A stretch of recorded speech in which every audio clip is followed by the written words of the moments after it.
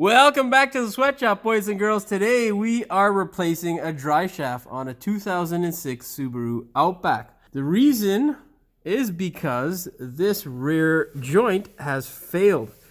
Take a look at this. It's not supposed to move like that. It's supposed to be nice and stiff. So we're going to rectify that situation with a brand new shaft. Your first step here is going to be to remove this heat shield. You'll need a 12mm socket and some willpower. Now gently wiggle it through. Your second step is going to be to take these 14mm bolts out here, or at least make sure that they'll come loose. For now, just leave the one bolt so that the drive shaft doesn't fall out of the way in case your exhaust decides to leave the car for some unknown reason. Now your next step is going to be to separate the drive shaft from the differential. You will need a 12mm wrench and a pry bar to hold this guy in place by sticking it through that slot. Before you attempt this though, you should pop the vehicle into neutral. If you're doing this in the driveway at home, make sure you have the wheels chucked because no one wants to read about you on the 6 o'clock news. Okay, let's get to it. Stick the pry bar in between it and crank it loose. If those bolts strip for whatever reason, well, good luck.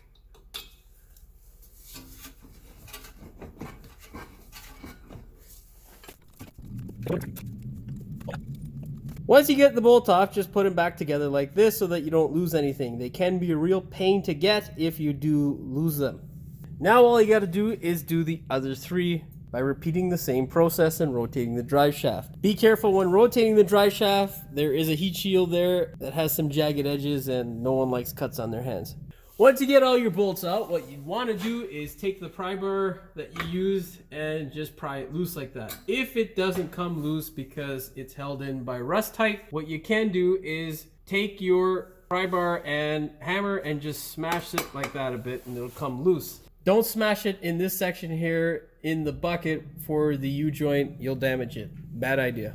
We are ready to pull the drive shaft out. The next thing to do here is to pull your 14mm bolt out the rest of the way, and then you will be able to wiggle the drive shaft back. When you do wiggle the drive shaft back, there will be some fluid that comes out of here. So what we've done is placed a rag on top of the exhaust and a bucket on the floor so that we don't get any oil on the floor, of course. When trying to pull this out, you can go either from front to back. It doesn't really matter. You will have to wiggle it backwards first in order to get it loose from the front portion here.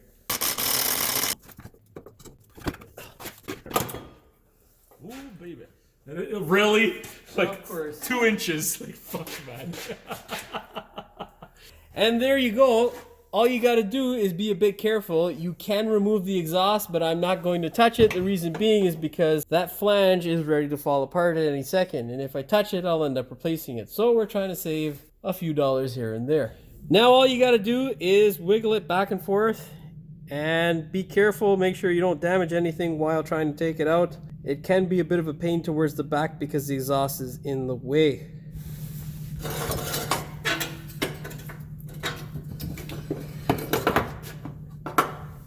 When you have your old drive shaft out, the best thing you can do for yourself is to compare it to your new one. Make sure that it is the same. Stand them up and compare the length. If the length is slightly off, don't be alarmed. Just make sure you double check both ends to make sure that they are the same. There is a slight difference here in the drive shaft with these two ends. You can see here the flange is slightly thicker. So what we're going to have to do is clean the mating surface on the differential side.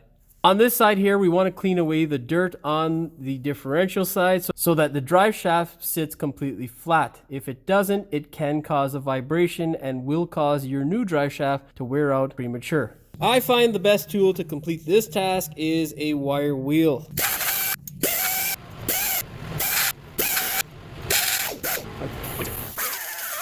So I'm using my grinding disc here just to get off some scale, some heavy scale that's left over that the wire wheel won't take off. Remember, the goal here is not to remove material, it is just to get rid of the rust and scale that's left behind. So be gentle. Good preventative measure is to put some white lithium grease in that area. If you like your customer or the car, just make sure before you apply the grease that you blow the area out with compressed air to get rid of any dirt or debris. For proper application, remember to shake well. All right. After you have compared your drive shafts and you've made sure they are the same, don't forget to clean up your bolts and put anti-seize on both of them. Then you can go ahead and line up your drive shaft. I have dropped the exhaust just a little bit by releasing the hangers so I can get a little bit more room between the body and the exhaust. Let's wiggle that drive shaft in. Try your best not to scrape the paint. The goal is to wiggle that portion there of the universal joint past the differential flange just a bit, and then we'll sneak the front of the shaft into the transmission. There we go. Once you slide the drive shaft in, you can go ahead and put a bolt in the center bearing just to support it.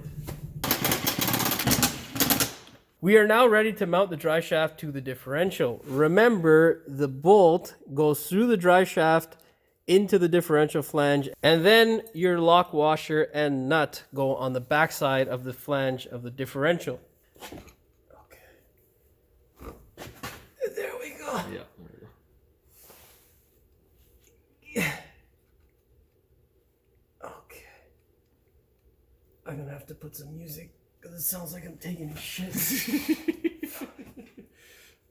Now, before you cinch down the bolts, make sure that you snug them up to ensure that the flange sits properly inside the differential. Tighten up your hanger bearing.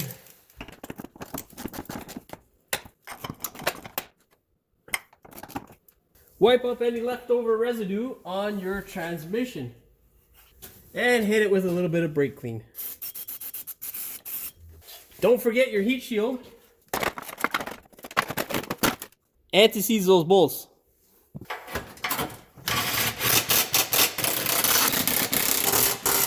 And if you lowered your exhaust, don't forget to put it back up. There you go, friends. That's how you replace a center drive shaft on a 2006 Subaru Outback. So, if you've got weird rumbling or vibrations coming from the underside of your Subaru, this is most likely what it is. Hopefully this video helped you out there. If it did, please like, share, and subscribe. And don't forget to hit the notification bell so you never miss one of my new videos. We will see you in the next one.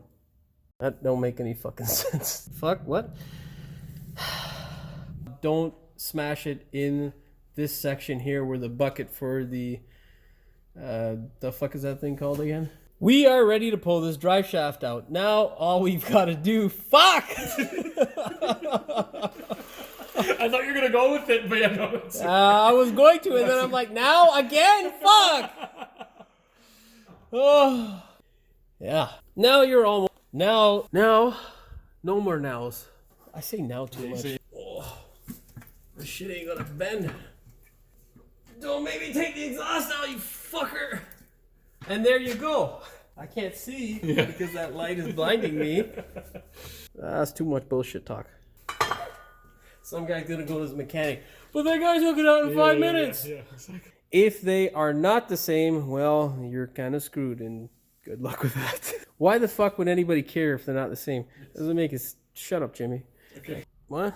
Drive shaft flange. What? Differential, Jimmy? Yes. Nothing like the smell of early death, right? Woo! Some white lithium grease on it because it'll protect it from future bullshit like that. That's right, I fucking nailed it, son! Yes, you did. Focus. You didn't focus on time, you fucker. God damn, why can't you focus, bitch? You know what, Jimmy? Just put them both to fucking together. Yes, there we go. So I can get a little bit more room between the exhaust and drive shaft. What? So I can get a little bit more room between the drive shaft on... So I can get a little bit more room between the drive shaft and... Fuck! Fuck the exhaust, alright? Drop it if you fucking want, bro. Shit. God damn. Fuck. Fuck. Yeah. Now, it may look easy because I'm gonna cut most of this crap out, but... Jesus fuck. Let's